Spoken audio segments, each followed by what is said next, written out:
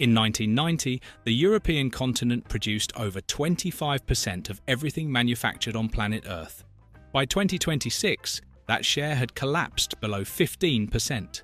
Open the newspapers and they'll tell you it's the lack of Russian energy, or the Americans stealing our companies with subsidies, or Brussels' suffocating bureaucracy. All of those things are true, but they're only the tip of the iceberg. They're the accelerants of a fire that had already been burning for 30 years. The truth nobody tells you is that our Europe bet everything on a model of the world that no longer exists. A world where energy was cheap, defense came for free, and China bought our machinery without copying it. That world is over, and it won't come back. In this video, we won't do the usual ranking of countries that are failing. We'll go much deeper. I'll reveal the 5 silent causes that are hollowing out our factories, causes and consequences that affect everyone, both the European Union and the other countries on the continent. And if you want to know which countries or regions in Europe are deindustrializing the fastest, write countries in the comments. Welcome to Amazing Europe.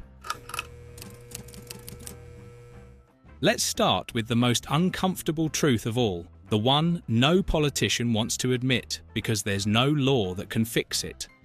Imagine for a moment that tomorrow morning, Ursula von der Leyen or your national government gave you free energy, electricity at zero cost, unlimited gas. Would that solve the industrial crisis? No. Factories wouldn't fill up, simply because there wouldn't be enough people to run them. This is the demographic trap.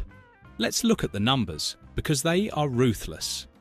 In 1990, the average age in Germany, the industrial engine of Europe, was 37. Today, in 2026, Germany's average age has risen to 46.5. That means that for every young engineer who joins BMW or Siemens, 2 or 3 experienced specialists retire. And there is no one ready to replace them with the same level of experience. And be careful, this is not only a Western European problem. Look at Poland. For years we have considered it the factory of Europe, the place where companies could produce cheaply with a young workforce. Well, Poland is aging faster than Germany. In 1990, the average age in Poland was 32. Today it is almost 44. By 2050, Poland will be older than Germany is today. Who will work in those factories? Companies are not stupid. When Volkswagen or BASF decide where to open a new plant for the next 30 years, they look at the demographic pyramid. If they open in Turkey, they see a country with an average age of 33. If they open in the United States, they see a country that, thanks to selective immigration, maintains a stable workforce. If they look at continental Europe, they see a continent that is aging. There are not enough welders in Italy. There are not enough chemical engineers in France. There are not enough truck drivers anywhere. This is not an exaggeration. According to the International Road Transport Union, in 2025, Europe was missing about 444,000 drivers. Without drastic intervention, that number will double by 2028. When the most precious resource, the human being, becomes scarce, its cost explodes. Not because workers suddenly become rich, but because companies fight fiercely to secure the small pool of qualified personnel that remains. First nail in the coffin of European industry. We no longer have enough hands and minds to sustain an economy based on large volumes. But it is not only demographics. The problem is that the few children who are born often do not study what is needed. We have an army of graduates who struggle to find work, while factories desperately search for mechatronics technicians and programmers who simply do not exist. Every year, China produces 4.7 million STEM graduates. Europe struggles to reach a tenth of that number. Our universities excel in the humanities, but German factories are looking for 300,000 technicians who simply do not exist. And the few brilliant engineers we train pack their bags. We educate minds with European taxpayers' money, then hand them over to the Americans. The math is ruthless. An AI engineer in Munich earns €75,000 to €90,000. In Silicon Valley, salaries start at $160,000 to $200,000. more than double. The reason is cultural as well as economic. Entire generations have been convinced that the only path to social mobility is a university degree, and that technical work is second-rate. The result? Unemployed lawyers and factories standing idle for lack of welders. So, few babies are born. They study too few technical subjects. The best leave. That is why the factories remain empty.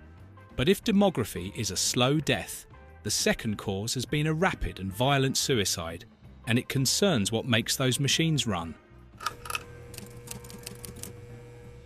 If demography is a slow death, energy has been a heart attack.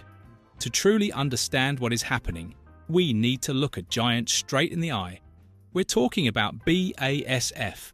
BASF is not just any company, it is the largest chemical company in the world, the beating heart of German industry and, by extension, of Europe. Without their products, you wouldn't have the paint on your car, the fertilizers for your food, the plastic in your smartphone. When BASF sneezes, the European economy catches a cold. For decades, the pact was simple. Russia sold us natural gas at rock-bottom prices, pumping it through enormous pipelines like Nord Stream straight into German factories. And what did we do? We built an entire economic model on top of that gas. Chemicals, steel, glass, fertilizers, energy-hungry sectors. We tied the fate of our heavy industry to a single external supplier, and in 2022, with the outbreak of the war, that tie became a death trap. Today, in 2026, newspapers talk less about an energy crisis, but the problem is not solved. Gas in Europe is structurally 3 or 4 times more expensive than in the United States. Why? Because the Americans extract their own gas, pulling it out of the ground in Texas and Louisiana by fracking. We, on the other hand, have to import it from the other side of the world, liquefied, shipped on giant tankers, regasified at the ports, and pay through the nose for it. What does BASF do in the face of this reality? It does the only rational thing for a company that must survive. It has announced the closure of several historic plants here in Ludwigshafen.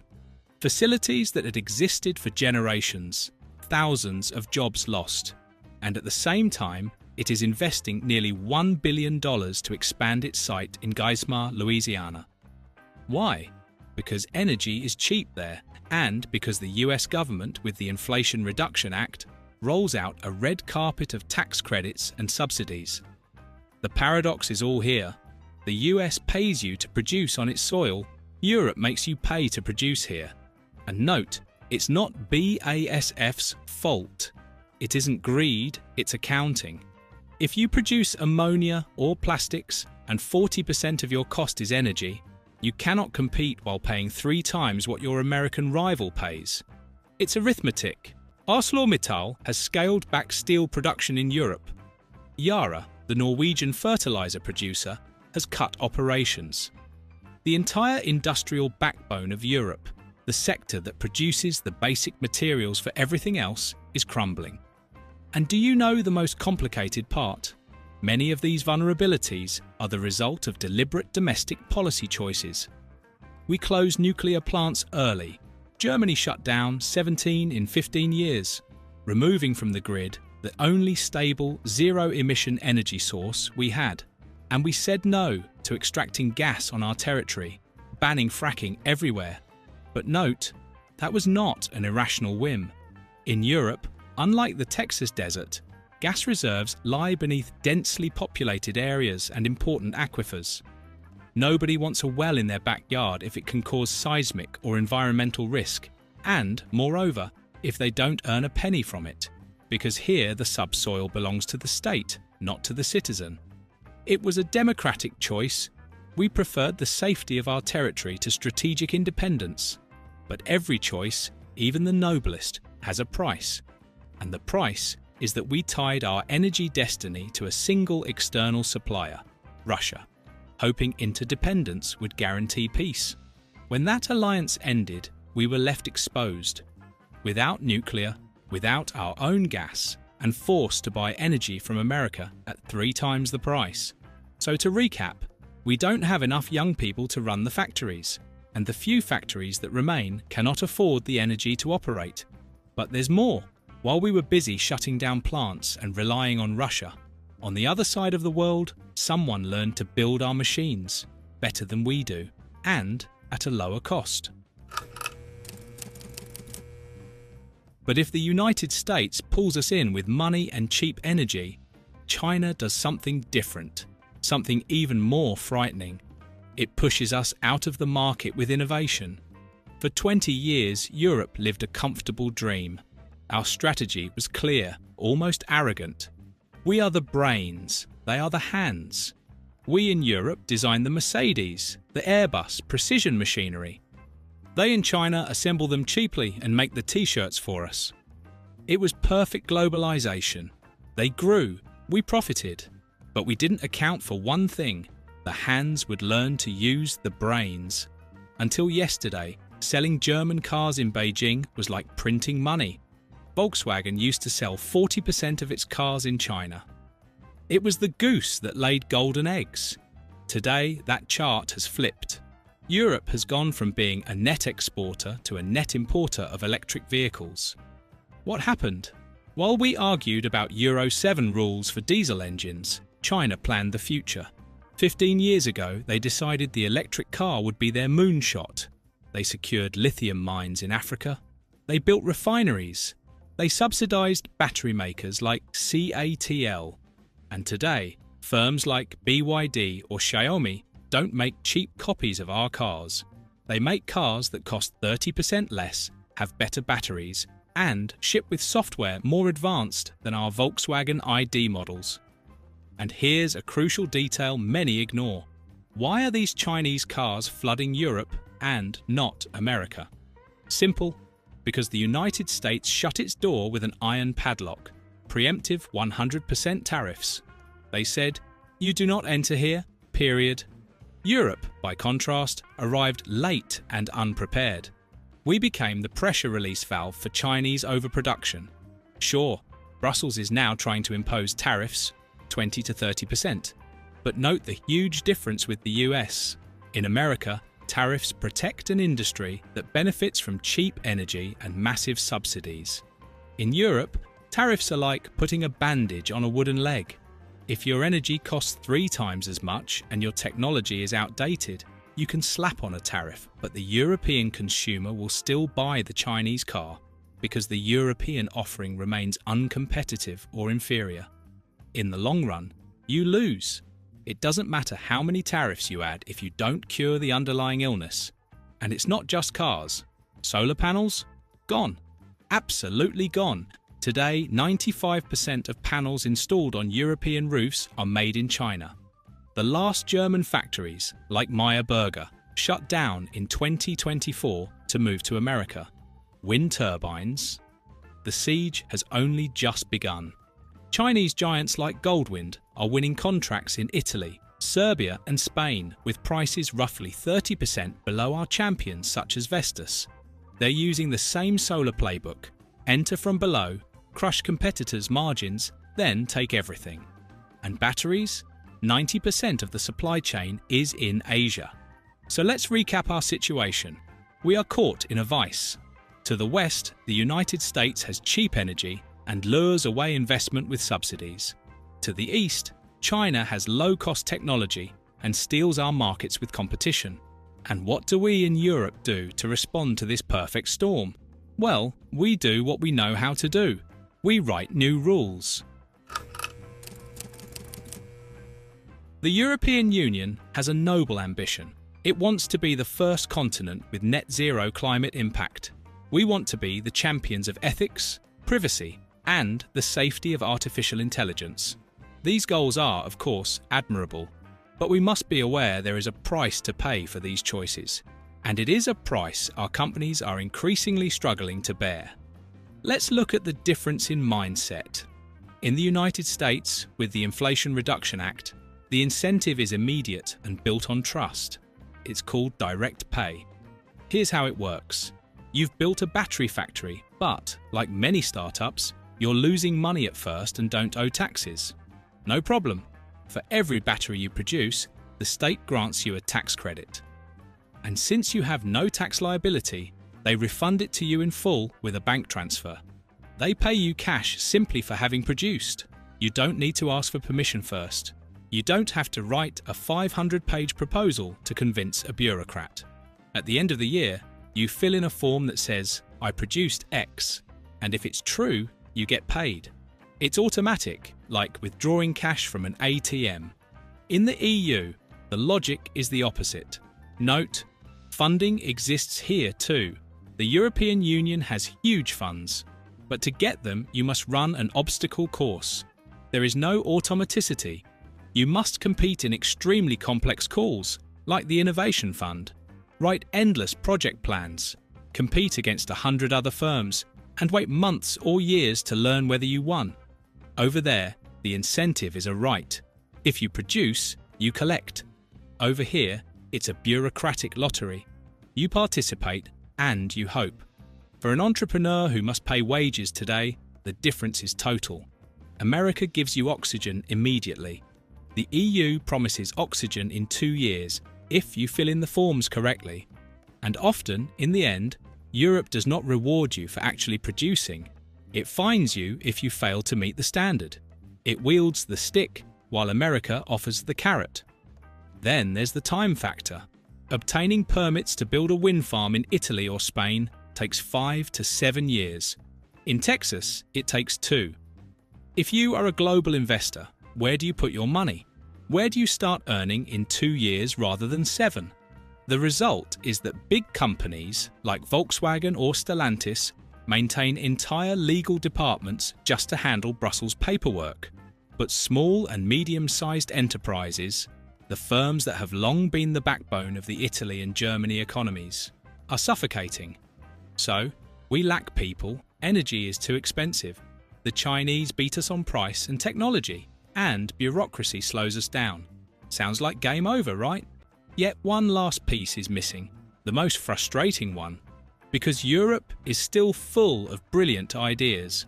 But when those ideas must become real companies, they vanish or they change passports. Why? Because nobody here has the courage to finance them.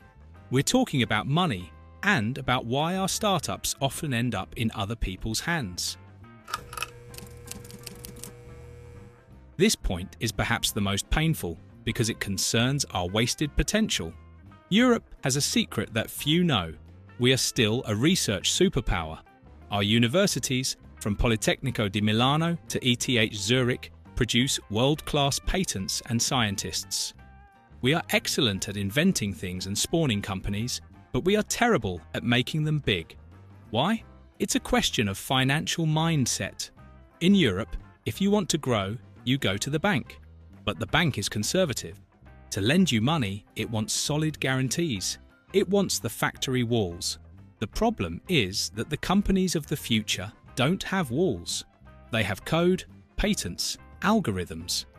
And to the European bank, that's worth nothing. In the United States, it works differently. Their venture capitalists dominate. Investors who don't seek guarantees on walls, but bet on the future.